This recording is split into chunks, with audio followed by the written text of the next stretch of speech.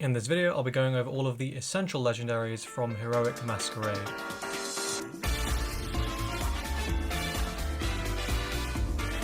Let's get started with another video where I don't show any gameplay. So, this set's been out for a little while now, and we're getting surprisingly close to the next set coming out.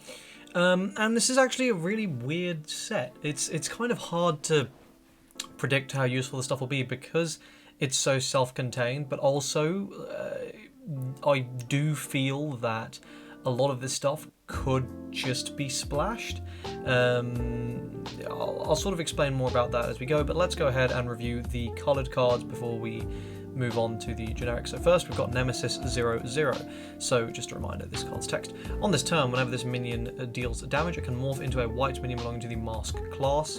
All of the cheaper coloured legendaries will have this effect. And then when summoned and when morphed, banish all your opponent's minions with a cost of 3 or lower, then this minion enters the active state. And on your turn, this minion cannot be selected as a target for your opponent's card effects. So, I should have probably said my rating system. 1 is just hot garbage, like probably never will see play. 2 is like okay, you could probably build a deck around it and it would be fun. 3 is pretty good. That means generically it's decent, in its own deck it's pretty strong. 4 means that generically it's like pretty damn good, or it's like in its own deck it's quite strong.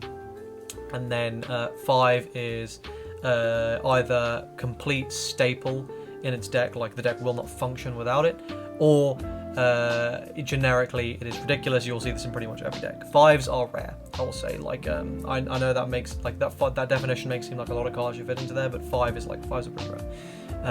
I would say like 5s are kind of essential halves, where a 4 is more like a nice to have / kind of necessary if you want to build the deck, if that makes sense.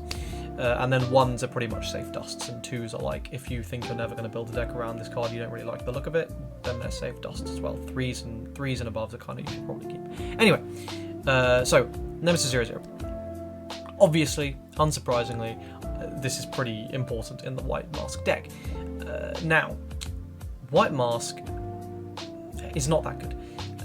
However, it is my personal belief that Glory is going to really push white stuff. That is my pure conjecture. How accurate is that? We will find out. But I do hold out hope that white will once again be good. It's been a very long time. Now, this is not a generically good card. This is quite good in White Mask, though. Banishing stuff with a cost of 3 or lower, it does get around pretty much every form of protection, but it does only target the cheaper stuff, so that's, not ideal. This is probably only going to be removing 1 to 2 cards, which means as a hard play, it's pretty bad value, but as a morph, it's pretty good. Now, the added thing here is on your turn, this minion cannot be selected as target for your opponent's effects, so you are kind of always going to be able to get something off with it, because there is, to my knowledge, nothing in the game that can target this, or rather that can remove this, that does not target. So there's no it's not weak enough for Reason to deal with it, for example, and I don't believe there's a way to just counter to bring out something that could just blanket remove it. So there is that. You are going to get an attack through with this if it's not blocked, pretty much. However, when you're looking at the 7 costs, White's top end is so crazy that this is not really helping with that. So this is all really a roundabout way of me saying this is a 3 out of 5 card, because it's pretty necessary for the deck, but outside of the deck, it's really not very good. Okay, next we have Nemesis 99. Now this has the effect when morphed, all your minions receive Resurge and the following effect. On your turn, whenever this minion wins a battle against another minion, burn 1. And then, on your turn, whenever one of your minions wins a battle against another minion, this minion enters the active state, and as a passive, this minion cannot be selected as a target for your opponent's card effects. This is a lot more splashable, and this is going to come into my theory, which is the way I imagine masks will be played from now on.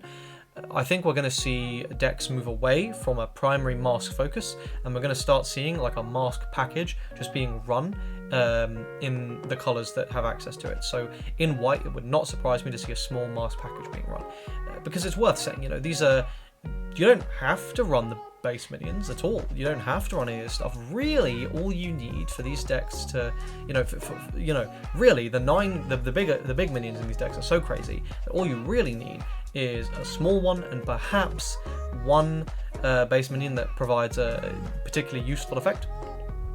But really, that's it. You can just, run this as a little engine, 3 copies of the big one, a few copies of the smaller ones, and then the second one of the smaller ones hits. Bam, you get your big explosive thing for basically free, and you also have all your mana available to do other stuff with. That's the way I see masks being played in the future. Now, I could be dead wrong, but I don't think I am.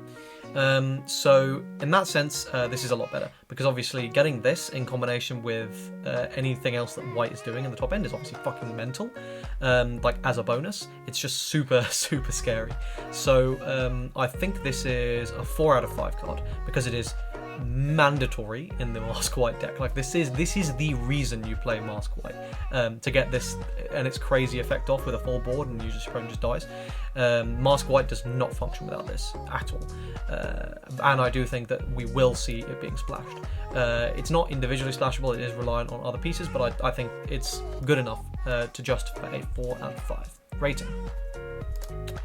Okay, on to blue. So then we've got Orleans, the Royal Sea Dragon.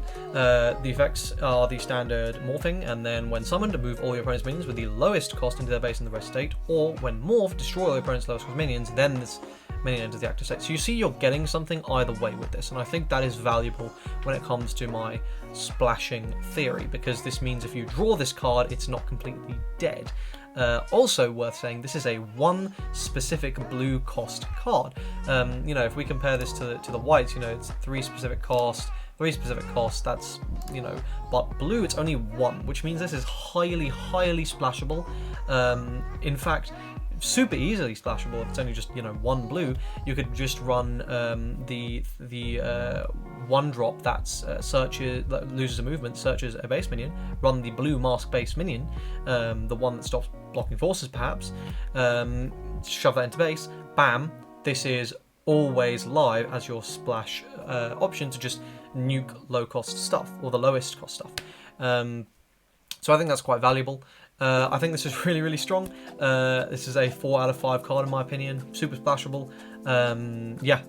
Really good. Now, obviously, playing this for 7 is not necessarily the best value. It is very dependent on your opponent, but morphing into it is great value. And the fact that it's so splashable, and we are seeing, this recently, multicolored decks have become better, have become more viable. I think there is something to this, and we will see that in the future.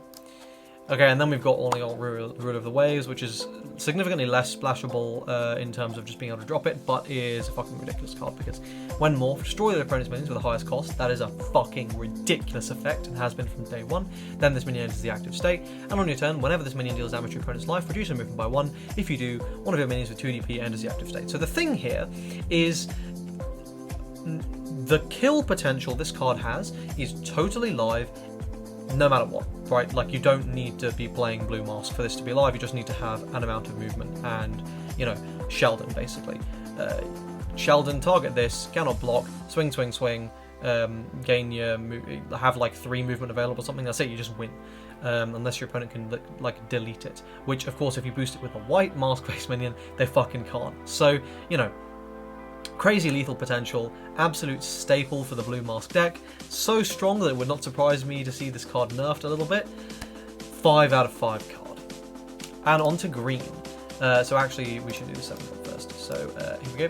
Masked Ninja, Heavenly Quartet form, standard transformation skill. When morph, select up 2 of your opponent's minions. If the targets are in the active state, they enter the rest state. If the targets are in the rest state, they are destroyed. And when summoned and when attacking, put one of your opponent's minions in the rest state. So this is, again, pretty good. Requires 2 greens, so less splashable. I've left a say on this card. It's still strong, but it's not as good as the 9 drop. So again, another 4 out of 5 card. Very necessary for the deck, of course, but not super staple outside of it. And then we've got Pleiades form, when summoned and when morphed. The fact that it's when summoned as well is a big deal. Select up 3 minions and forces. If the target's in the active state, they enter the rest state. If the target's in the rest state, they enter the active state. So this can also target itself when you morph it after its previous self's attack. its previous form.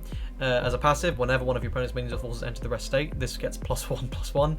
And when attacking, rest one of your opponent's minions and forces. So, like the turn you summon it, it's getting 4 rests, or if it reactivates itself, 3 rests, which is like almost always going to be. I mean, I think you've seen enough stuff of this card in action to understand why I'm giving it a 5 out of 5. It's fucking crazy, super powerful. Very synergistic with the whole way green is played as well. This is a 9 cost, it's searchable with Jack. I see this being splashed in green till the end of time. You know, a small mask package. I don't think I'm wrong on that. I genuinely think that's the way it's going to go. So 5 out of 5.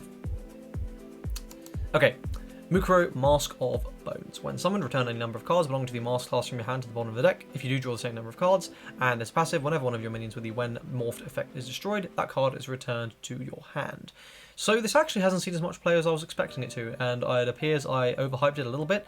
I think if there was a purple Mask archetype, perhaps this would be seeing a bit more play. Synergy with Andros, you could kind of do something there. So I think it will not surprise me to see Masks return at some point in the next year with a Kamen Rider Collab 2.01 JP, and we'll see what happens here. That would not surprise me. So, at the moment, I'm saying this is between a 2 and a 3, purely because of the amount of play it sees. I do think it's a good card. I honestly, you know, I've tested it. It's fine. The issue is you tend not to have that many masks to return, because in masks, there's not actually that many mask cards really that you run. You run a lot of other consistency cards, and that's why this tends not to see so much play. Will it be a bit better with the additional draw 2 on the first turn with the upcoming rules change? I'm going to give it a 2 out of 5 for now. And then I'm going to bump that 2 out of 5 to a 3 out of 5 because of the artwork, because it's my channel, I can do whatever the fuck I want. But yeah, not super staple, but I think worth keeping. Worth keeping, I think. Well, you know, especially if, you know, I mean, you probably will pretty much always be running Platona over this, but, you know, worth keeping just in case. Axella, Mask of Blue Flames. When summoned, draw 2, then return 2 cards from your hand to the bottom of your deck in any random order. And when attacking, you can destroy a mana that has a cost of 1 in your base. If you do, place a neutral mana in your base and minion enters active state. So there are decks built around this guy's restanding into turning into some sort of crazy boost FTK kind of bullshit. But I think this is a solid 4 out of 5 card. It is 100% splashable in pretty much every deck, and I don't know why people are not doing that, because maybe it's just because it's not super good in the Mask decks right now, but I guarantee you, dude, this is a 3 cost that reads Filter Your Hand. Do you know how valuable that is early in the game? Like, this is so valuable, especially if you go second. Consider that now. Going second, this card means you draw 2 on your first turn, you have movement, which means you ramp up to 2, your opponent has their thing, whatever, then your turn, you're at 3 mana, you play this, you have an additional 2 draw, so the amount of filter, you'll be able to just you're being able to filter through your deck to get stuff you need to function in the early game and start molding your hand for the late game is so valuable with this card. I think this is a really solid 4 out of 5. Could go to 5. I think it could go to 5, but it doesn't have the results right now to justify me giving it 5, so I'm giving it 4, but I think it's really good. Bert the Dragon Blaster. When attacking, put one of your opponent's colour minions in the rest state. Passive, if you have 6 or more mana belonging to the Mask class in your base, this minion gets Charge, Pierce, Research, Infiltrate, Revenge, and +3/+1. And as a passive, your colour minions belong to the Mask class cannot be selected as a target for your opponent's card effects. This card is every single shade of broken, but it's really hard to get off. Like, really hard to get off. It is so difficult to actually get 6 masks in base that it sort of self-balances. You know, if this card was like a 9 cost, that would basically be just as good, because that's sort of the kind of time period you're looking at actually getting this thing off. It's really just a one-off splash. It's so ridiculous when it goes off, though, that like I feel like I have to give it a 4 out of 5. Like, it's so good in mask decks when it goes off. But I mean, it just rarely goes off, so maybe with effects like this I cannot give it a 3. It's so crazy, I cannot give it a 3, even though I feel like I should, so I'm giving it a 4. Don't go out of your way to craft it, just you'll pull it, don't worry about it. But yeah. Eos Masked Knight. When summoned, return all minions with a when morphed effect to hand and trash at the end of your turn. If you have a colour minion belonging to the Mask class on your field, this card enters the field. This effect cannot stack. This is the anti-mask card. You run it to deal with masks. fairly obvious. I'm giving it a 3 out of 5 because against non-mask stuff, it's fucking shit, and especially in non-mask decks, it's a lot worse. But you know, being able to revive it when you have mask in a mask deck is pretty crazy. Just constantly getting your 6/2 back every turn, as long as you got a mask minion on the field, and it's always going to be the end of your turn, so you're always going to be able to make that happen. And obviously, as well, being able to just bounce your opponent's whole board is pretty crazy. You know, in that mask mirror, because board presence is really quite important in the mask mirror. So being able to kind of deal with that is quite good. So 3 out of 5, though obviously in this meta it's a bit better than that. Okay, then we've got Vulk01 Rampage mode. When attacking, you can move one of your field minions from your base to the field and put it in the active state. And when morphed, reduce your movement by 1. If you do, you can search your deck for a field minion card belonging to the mask class and place it in your base and the rest state, then shuffle your deck. I think that this card is going to be used in some super ridiculous combo deck that's going to bring out something fucking bullshit that it has no right to bring out. And I think it'll happen eventually. It has its own chain, so you can very much, you know, splash a mask package or whatever that will be generic. Can be totally done. You can run it in any deck. I think this is a 3 out of 5 card. You know, it's pretty good. You can get some really nice value off of it. It's just the issue is the when attacking will not trigger. Is my understanding of so like you morph. So basically, what happens is. Basically, the problem with this card is its effects are kind of in the wrong order. Like, it should be when morphed, bring the thing out, and like, because, I mean, I'm explaining this badly, but basically the issue is you attack, you morph, you get the thing in base, sure, but it's not attacking again. So how are you getting that thing out on the same turn? It's like this super delayed plus, and you're probably going to just deal with this super easily. So, you know, 3 out of 5 just because it can set up your base with this kind of thing that could be cool, could be cute. But yeah, that's kind of it. And finally, Arc Mask of Sanctity. When destroyed, banish one of your opponent's minions with a when summoned or a when morphed effect. Then a copy of that minion banished by this effect enters your field. And when attacking once per turn, this minion enters active state. I am convinced this card is great. You cannot tell me otherwise. The only reason it's not seeing play at the moment is because I don't know. I don't know why it's not seeing play, to be honest. I've played around with it. It's good. I enjoy using it. You know, there's something very, very, very satisfying about like just, you know, your opponent like hitting into it and then you dealing with their big thing and you just getting that back. I'll tell you why it's not seeing play, because it's a when destroyed effect.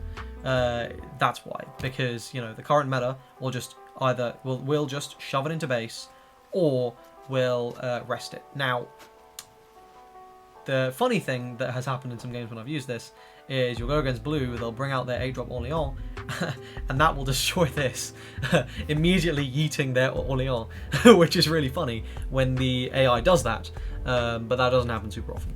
That's the only problem. But yeah, I think this is a solid card, giving it a 3 out of 5. I think it will get better with time. That's my prediction. This card will get better with time. 3 out of 5 for now. Watch this space. And that's the video. I hope you guys enjoyed this Legendary Essentials guide review. If you did, drop a like. Please sub to the channel. Get me to 1,000. Get me to 1,000. Would appreciate it. Comment your thoughts on the cards and what I've talked about in the comment section down below. Do you agree? Do you disagree? Do you think I'm a massive idiot? Let me know. And check the links in the description. And I will see you in the next video. Cheers.